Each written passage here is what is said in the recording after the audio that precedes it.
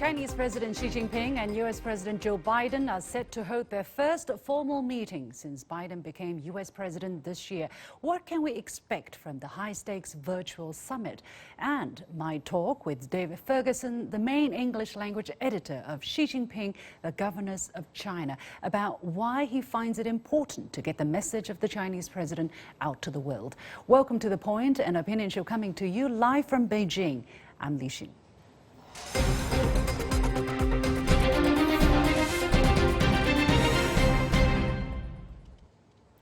Chinese President Xi Jinping and U.S. President Joe Biden will hold a virtual meeting Tuesday morning Beijing time or Monday evening U.S. time. Aside from 2 phone calls in February and September this year, this will be the first meet via video link since Biden took office. The 2 leaders' rapport started in the summer of 2011 as they were both vice presidents. So how will the decade-old connection affect the most consequential bilateral relationship in the world today? What consensus do the two sides expect to reach, and what role does domestic political pressure in the U.S. play in shaping Biden's China strategy? I'm pleased to be joined from Guangzhou, South China, by Professor Chen Dingding of the School of International Studies at Jinan University, and from Philadelphia, U.S., by Neysun Mahboubi, research scholar at the University of Pennsylvania Center for the Study of Contemporary China. Gentlemen, welcome to The Point. By the way, you are both co-hosts of U.S.-China Dialogue, so indeed, warmest welcome. Let me start with Dingding. On November the 13th, China State Councilor and Foreign Minister Wang Yi spoke by phone with U.S. Secretary of State Anthony Blinken. Wang Yi said it is the shared hope of the two peoples and the international community that the meeting will yield outcomes beneficial to both countries and the world. The helmsmanship of the 2 heads of state plays a key role in steering bilateral relations. So, Dingding, what issues do you think will top the agenda? What do you think both sides hope to accomplish at this meeting? Thank you, Liu Xin, for inviting me to be here. I think the issues that will be top on the agenda are the following ones. First of all, climate change. We have seen from COP26, U.S.-China had already reached an agreement to enhance their actions in the future. So that's already a very good signal. And of course, trade issues will be also on the top agenda. And along with other like COVID-19 and bilateral high-level talks, I think will continue in the next 3 to 6 months. Of course, U.S.-China relations are very complex, as there are a lot of issues to discuss, but I think all these issues can be on the top list for both sides. On a trip to China in 2011, then U.S. Vice President Joe Biden met with then Chinese Vice President Xi Jinping, and 1 year later, Xi made a return visit to the U.S. where he spent more than 20 hours in relative private talks with Biden during the trip. The last time they met in person was in 2017 on the sidelines of the Davos World Economic Forum annual meeting. So, Neysun, the 2 leaders have already developed a rapport over the past 10 years. How do you think this could factor in shaping the future of bilateral ties? Well, at least they know each other. I think that the 2 sides have been careful not to call this a summit because it will be virtual, so they're calling it a virtual meeting. And if they didn't know each other at all, it might be as awkward as we can assume anytime 2 people are meeting virtually. But like you said, they've known each other for a very long time. And there's also been a number of different meetings among their lower level officials over the course of the past year. So in that sense, even though we're not calling it technically a summit, there's a lot that goes into the lead up to this virtual meeting that suggests they will be able to have relatively open and frank conversations, even though it will be by video link. The U.S. side, staying with Neysun, the U.S. side says it will discuss how responsibly to manage competition between the 2 sides while working together in areas where interests align. For the U.S., what is going to be the common ground for bilateral ties to go forward? Yeah, and I think, on both sides, the rhetoric, it's almost dizzying because there are so many different issues in the relationship, and some of them are more complex and some of them maybe have a runway for some collaboration. So depending on whether we're talking about climate or we're talking about Taiwan whether we're talking about trade or we're talking about human rights, the language from both sides seems to be different. But at least there does seem to be enough things in the mix, like trade, like climate, potentially like public health, that there is a sense in which this meeting may actually produce something like deliverables, maybe not announced immediately after the meeting, but possibly over the course, as my colleague Dingding just said, over the course of the next 6 months. So I think those issues, in particular trade, climate, and potentially public health, will be areas of really clear, productive dialogue.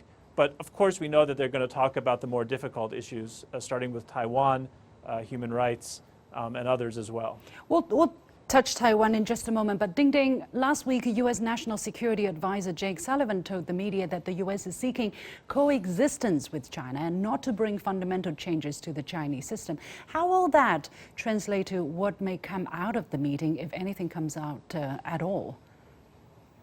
I think that's a very good signal from the U.S. side. As we know, the previous U.S. administrations might have hoped to change China's system, but maybe after 2 or 3 decades, they have realized that that's not maybe possible or not in the interest of the U.S. As a country. So now they have decided, at least it seems like, to coexist peacefully with China and also to compete vigorously with China across many different issue areas, of course. But I think that's a very positive step toward peaceful coexistence. Once the two countries agree under that framework, I think then we can start discussing a lot of practical issues like trade, like climate, like COVID, and Taiwan, so on and so forth. But the foundation is that both countries can agree on that they needed to coexist peacefully. So I think that's a very positive step. A tough and aggressive foreign policy towards China has been a rare area, however, of consensus, let's say, between Democrats and the Republicans in the U.S., considering the kind of domestic political environment. Neysun, why is the Biden administration taking the more nuanced approach on China compared with the Trump administration?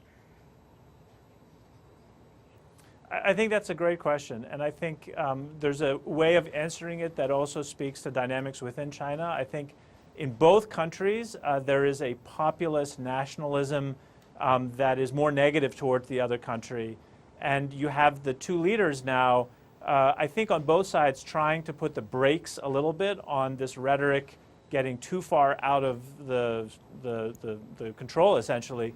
And on the U.S. side, I think some of the dynamics have to do with, President Biden's agenda within the United States. He has a very ambitious domestic agenda, including the Build Back Better Act, the infrastructure bill. There's a lot of things that he wants accomplished domestically that would be more complicated if there's a major conflict with China. And on the Chinese side, I think those dynamics are probably true as well. This next year is an important year for President Xi Jinping and his administration, and there's an interest, I think, on his part to have stability in the relationship. But I completely take your point that certainly in the U.S. and perhaps in China as well, there are broader things in the environment that would push towards somewhat more hostile relations. While Biden is meeting Xi, the U.S. is also going to hold a summit for democracies in early December, which plans to bring together international leaders from government, civil society, and private sector in countries that are considered like-minded with the United States. Dingding, a senior Chinese official, said the purpose is simply to suppress other countries, including China, of course, and divide the world into different camps. Does this reflect the thinking of the Chinese leadership, and how does China plan to respond to the Biden strategy, which seems to be galvanizing opposition to China, but on the other hand, pushing for a more manageable relationship between the two sides? I think since January, the Biden administration has always emphasized on the significance of allies and alliances in U.S. foreign policy. So this is no surprising. The Biden administration has used various tools to get allies together in terms of security alliances, in terms of trade alliances, and now in terms of ideological alliances.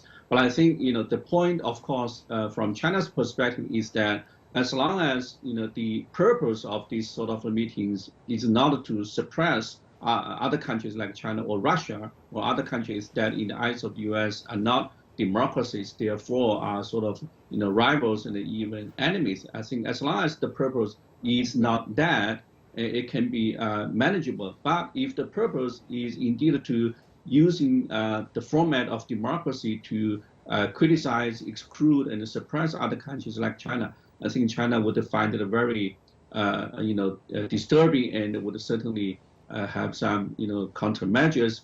But I hope, by December, these kind of meetings will not really try to divide the world into democracies and non-democracies, because in my view, that's actually a counterproductive way to manage bilateral and multilateral relations. Especially when the U.S. is seeking or doesn't want a new Cold War.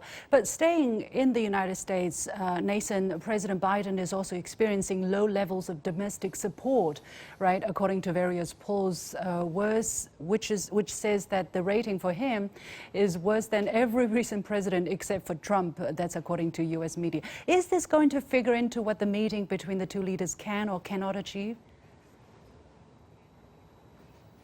That I don't think so, because our polling in the U.S. right now, obviously we're a divided country, and that's no surprise. There's a lot of different perspectives on things, but the polling for some of President Biden's new initiatives, including the infrastructure bill and the Build Back Better Act, all of that is very high. And so I think there is a sense from the Biden people that even if this current moment, the snapshot of his polling numbers themselves are not terribly good, there are good signals for the future. And he's just come back from what I think he regards, and rightfully so, as a relatively successful meeting at the G20 and then at COP26.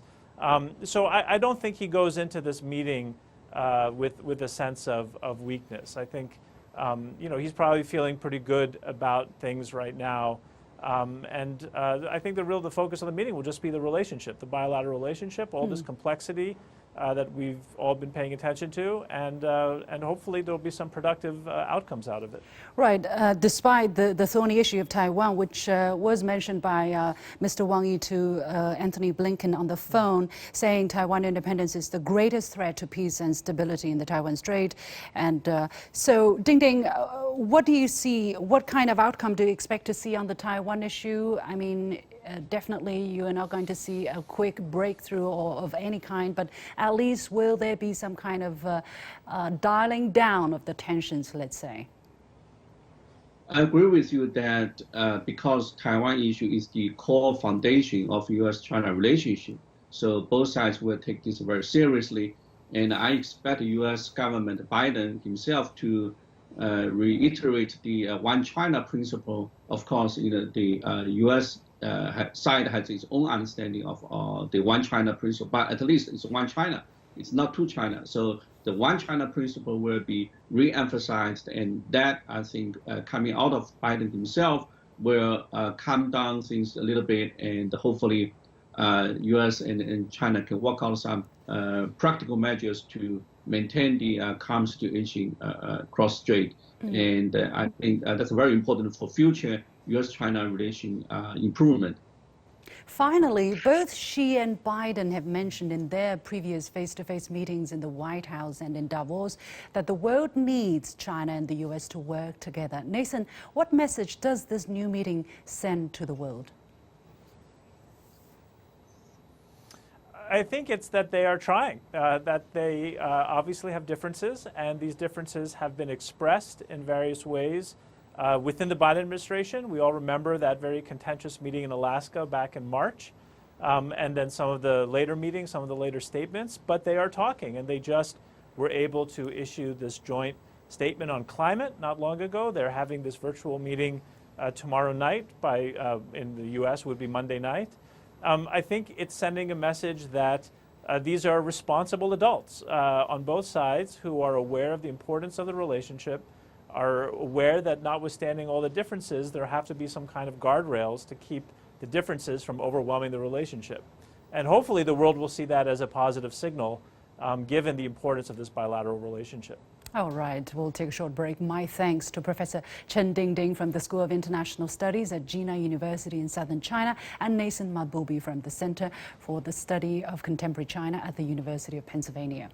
When we come back, my talk with David Ferguson, the main English language editor of Xi Jinping, The Governance of China. Stay with us.